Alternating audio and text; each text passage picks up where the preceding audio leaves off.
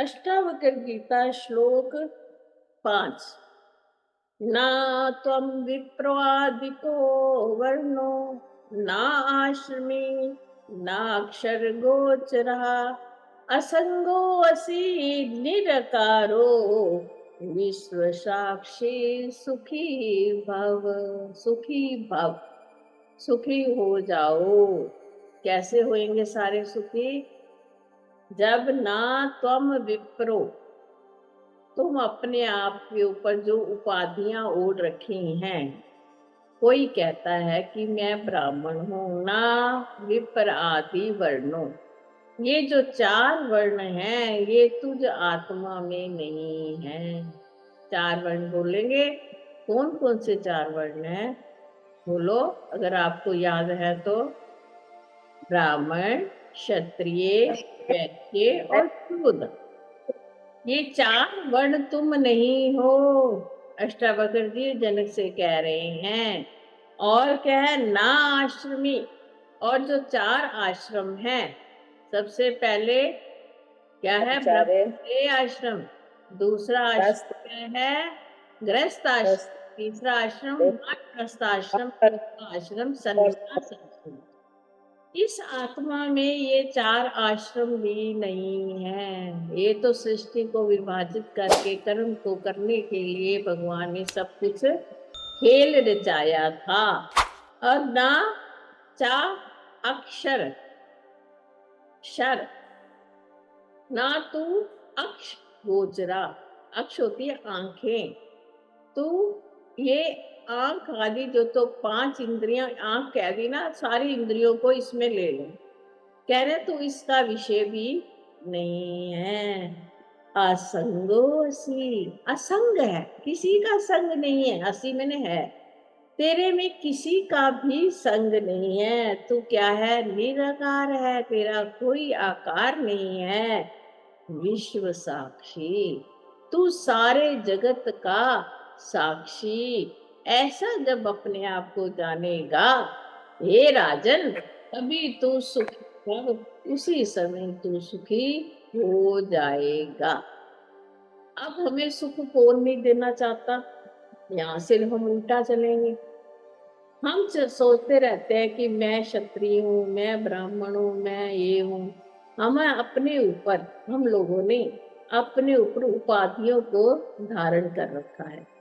ये जो ब्राह्मण है ये जाति है, क्षत्रिय क्या है? जाति है, वैश्य क्या है? जाति है, शूद्र क्या है? जाति है। क्या आप सोच सकते हो कि आत्मा की भी कोई जाति होती है? जब व्यक्ति जन्म लेता है उसकी कोई जाति होती है? वो तो फिर जिसके कुल में जन्म लेता है उस जाति को ग्रहण कर लेता है। मान लो एक बच्चा ने जन्म लिया और उसके माता पिता ने उसका त्याग कर दिया। अब वो किसी को मिल गया, उस व्यक्ति की कौन सी जाति होगी? होगी कोई ना। किसी को पता है वो किस के उधर से उत्पन्न हुए है, वो किस कुल का है, किस जाति का है। तो इसका मतलब परमात्मा ने किसी भी आत्मा की, जो आत्मा जिसके भीतर होती है उसकी कोई जाति नहीं लगाई। ये तो सृष्टि में व्यवहार के लिए, हम ब्राह्मण कुल के उत्पन्न है तो हम ब्राह्मण वाले जैसे जितने ब्राह्मण के कर्तव्य होते हैं वो उस व्यक्ति और जीव को करने पड़ते हैं, है ना। ऐसे ही जब क्षत्रिय कुल में अगर हम जन्म लेते हैं तो क्षत्रियों का धर्म होता है रक्षा करना अपनी और दूसरे की, ये धर्म होता है। वैश्य का धर्म होता है कि क्या करे? व्यापार करे जिससे लोगों को रोजी रोटी मिले। शूद्रों का कर्म होता है गीता के अनुसार स्व स्व कर्म भी निरता, अपने अपने कर्म को करता हुआ जीव अपनी गति को प्राप्त होता है। तो शूद्र सेवा करे। ये किसने बांट दी जातियां? हम लोगों ने व्यवहार के लिए। वो कैसे बटी? हम जन्म कैसे लिया उस घर में, आपको ये बात भी ध्यान में रखनी होगी। जैसे हमारे पूर्व कर्म थे उस हिसाब से परमात्मा हमें उस घर में भेज देता है, उस कुल में हमारा जन्म होता है। कर्मों के अनुसार हमें माता पिता मिलते हैं, कर्मों के अनुसार हमें जितने भी बंधु बांधव मिलते हैं, सखा मिलते हैं। हमारा किसी न किसी से कोई ना कोई कर्म का लेने देने का संबंध होता है, तभी हम एक दूसरे से मिलते हैं। तो यहाँ अष्टावक्र जी से कह रहे हैं कि हे राजन, तू किसी भी क्या है वर्ण का नहीं है। अब दूसरे में कह रहे हैं तेरा कोई आश्रम नहीं है। क्या किसी आत्मा का कोई आश्रम होता है? नहीं होता ना। आश्रम, तुम कौन से आश्रम में हो? तुम ब्रह्मचर्य हो। बचपन जो होता है, बाल्यावस्था होती है, वो ब्रह्मचर्य की होती है। उसमें वो सब व्यवहार के लिए कि 25 वर्ष तक तुम पढ़ाई करो और तुम अपने कैरियर को सेट करो। और 25 से लेके 60 साल तक भगवान कहते हैं कि तुम गृहस्थ आश्रम में रहो, रजोगुण में रहो, कमाओ खाओ, बच्चे पैदा करो, पालो और पोसो। यही है ना। और फिर उसको कहते हैं 60 साल के बाद अब धीरे धीरे 75 तक आप वानप्रस्थ में आ जाओ, थोड़ा थोड़ा घर का त्याग करो। हम नहीं करते, हम घर से ज्यादा लिपाईमान हो जाते हैं। और तत्पश्चात है संन्यास आश्रम। उसके पश्चात आपको बिल्कुल भी घर में ध्यान नहीं देना। 75 के बाद एक ही हमारा ध्यान होना चाहिए, परमात्मा। हमारे जीवन का एक ही लक्ष्य होता है, अपने आप को प्राप्त करना, अपनी आत्मा में स्थित होना कि मैं कौन हूँ, मुझे पहले यहाँ पे क्यों भेजा गया, कोई कारण था मेरा इस दुनिया में आने के लिए। अब मैं चाहूं तो अपने सारे कारण समाप्त कर सकता हूँ। मैं कोई आगे का कर्म नहीं बनाऊं जिससे मुझे पुनः इस संसार रूपी इस देह के बंधन में बंधना पड़ जाए। ये देह बंधन है ना, यही बंधन है सबसे बड़ा। देह में आना ही सबसे बड़ा संसार का बंधन है। देह से मुक्त होना ही मुक्ति है।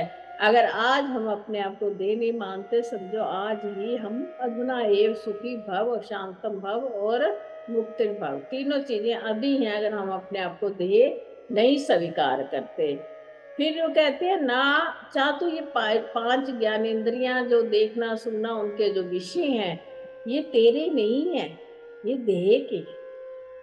सारा व्यवहार इस देह का है, तेरा व्यवहार कुछ भी नहीं। आत्मा बिल्कुल क्या है, शांत, सत्य, चेतन, आनंद, ये आत्मा के गुण हैं, वो तेरे नहीं है। ये जो तूने देह के अपने गुणों को अपने भीतर तूने रखा हुआ है, जो तेरे बंधन का कारण है, उससे मुक्त होना तेरा कर्तव्य है।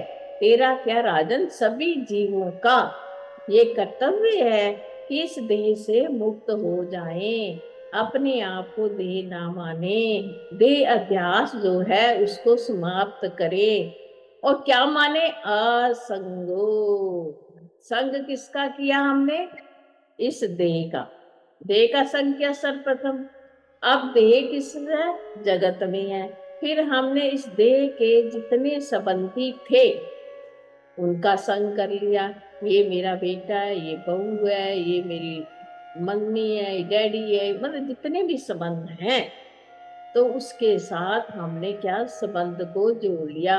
ये सारे देह के संबंध हैं, आत्मा का संबंध नहीं है। आज अगर आपका कोई बेटा है तो कल पता नहीं कोई क्या बनेगा।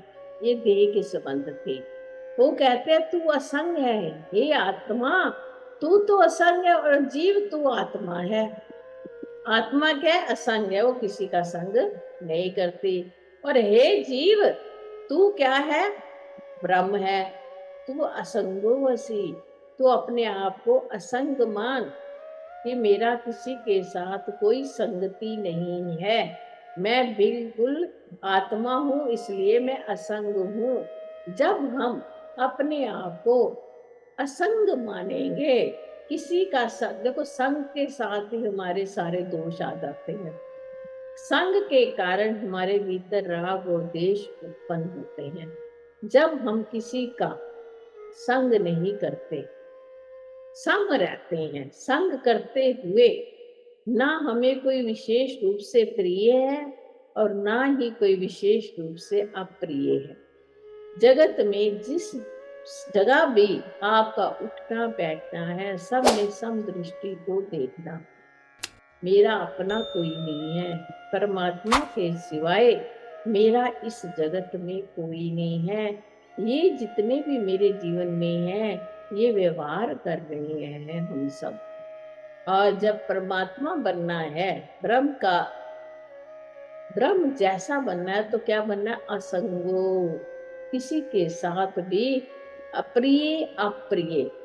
कहती है ना, गीता कहती है, भगवान 12वें अध्याय में कह रहे हैं, मैं तुल्य हूँ प्रिय अप्रियो।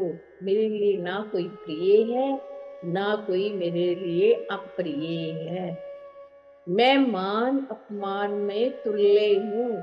ना मैं अपने आप को सोचता हूँ कि मेरे को जगत में मान मिला, और ना ही ये मैं सोचता हूँ कि जगत में मुझे अपमान मिला।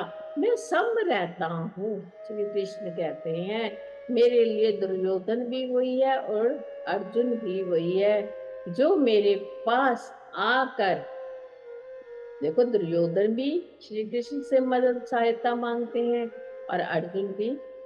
अगर भगवान को सिर्फ अर्जुन ही प्रिय होते, वो दुर्योधन का साथ क्यों देते? नहीं देते ना। दुर्योधन को अपनी अक्षौहिणी सेना दी ना उन्होंने। जैसा जिसको चाहिए था, भगवान उसको वैसे ही दे देते हैं। परंतु गीता के माध्यम के द्वारा भी अगर हम देखें, तो हम देखेंगे कि परमात्मा असंग है, सारा जगत परमात्मा है, सब जीव परमात्मा है। परमात्मा के बिना कुछ भी नहीं है। परंतु हमने अपने आप को देह के साथ अध्यास करके, अपने आप को देह मानकर, ये सारा जो बिखेड़ा खड़ा कर लिया है, ये मेरे को प्यारा है, ये मेरे को नहीं प्यारा, ये ज्यादा संबंधी है, ये कम संबंधी है। तो भगवान कहते हैं निराकारो, मेरा स्वरूप क्या है? असंग हूँ। आत्मा का स्वरूप बता रहे हैं, और मेरा कोई आकार भी नहीं है।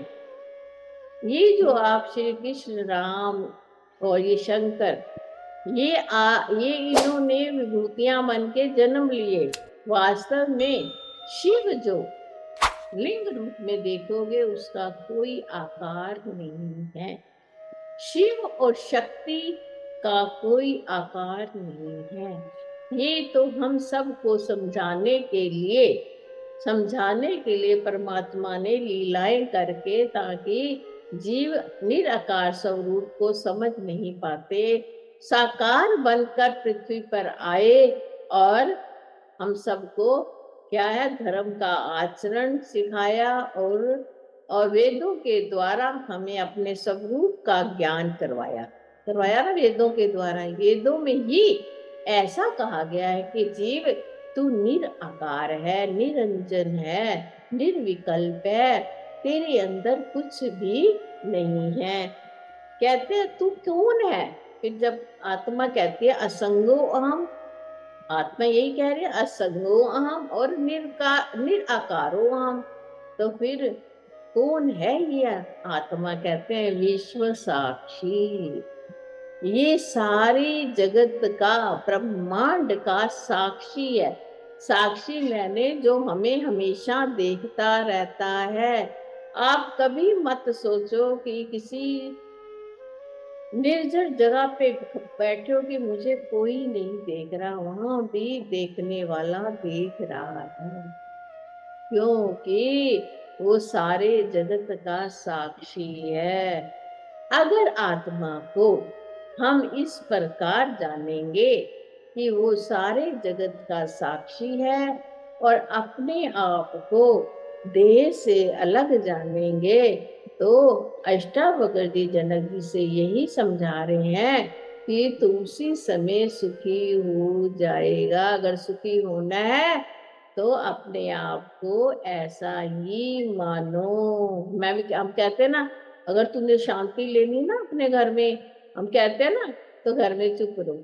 वही कहते हो ना, घर में सुख शांति चाहिए ना, चुप में हाँ मिलाते जाओ। तो भगवान भी यही कहते हैं, जो मैं तुम्हें हाँ में हाँ कह रहा हूँ कि मैं ही विश्व का साक्षी हूँ, तो मुझे ही मान। इसी के साथ हरि ओम।